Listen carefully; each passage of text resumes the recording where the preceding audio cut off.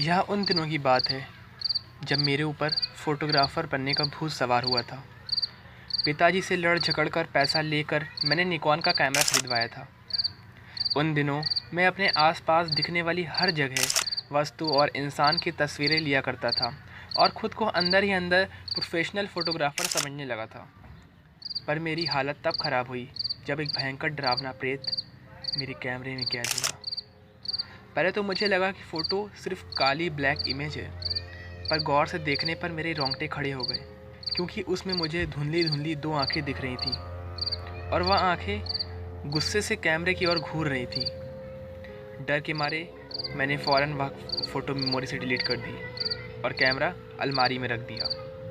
करीब रात के 2 बजे अलमारी में हल्की हल्की आवाज़ें सुनाई देने लगी। मैं डर के मारे चौंक गया।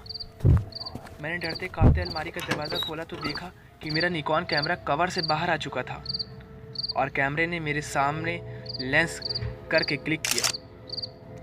यह एक दिल दहला देने वाली घटना थी। मैं फ़ौरन भागकर कमरे से बाहर आ गया और पूरे घर को जगा दिया। पूरी घटना सुनकर पापा मेरे रूम में गए और उन्होंने कैमरा अपने हाथ में ले लिया और मेमोरी चेक करने लगे, पर उसमें मेरी कोई तस्वीर नहीं खींची मिली। तो पापा ने कहा कि मेरा भ्रम होगा। मैं फिर भी सोचने लगा कि ऐसा ही कुछ हुआ होगा।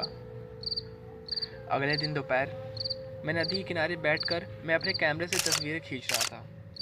तस्वीरें खींचने के बाद कैम स्क्रीन पर मैं खींची हुई तस्वीरें देखने लगा तो देखा कि मेरा डिलीट हुई वह भयानक तस्वीर फिर से मेमोरी में आ चुकी थी।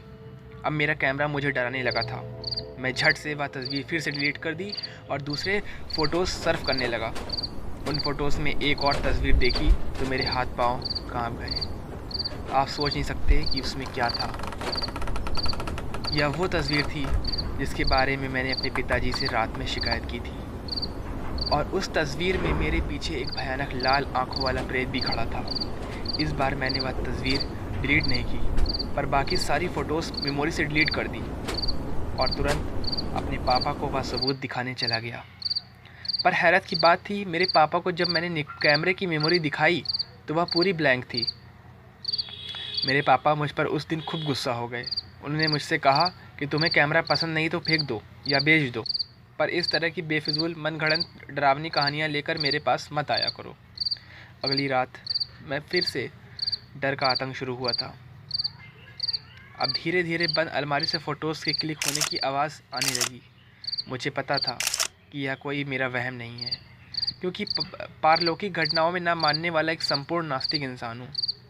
सुबह मैंने हिम्मत करके कैमरा निकाला और फिर से मेमोरी देखने लगा।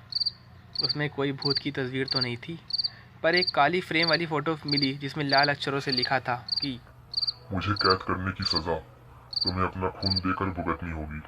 उस फ़ोटोज़ को देखने के बाद मेरे होश उड़ गए थे और मेरी धड़कनें भी तेज़ हो चली थीं। मुझे यह भी पता था कि इस धमकी वाली फ़ोटो को किसी को दिखाने से पहले ही वह मेमोरी से गायब हो जानी है। मैंने 35,000 में ख़रीदा हुआ निकॉन कैमरा 10,000 में बेच दिया।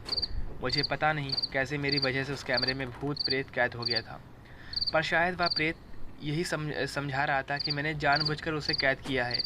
अब मुझे फ़ोटोग्राफी और कैमरे के नाम से भी चिढ़ हो चुकी थी और हर वक्त डर लगा रहता था कि कहीं कैमरे वाला भूत प्रेत मुझे कोई नुकसान ना पहुंचा दे।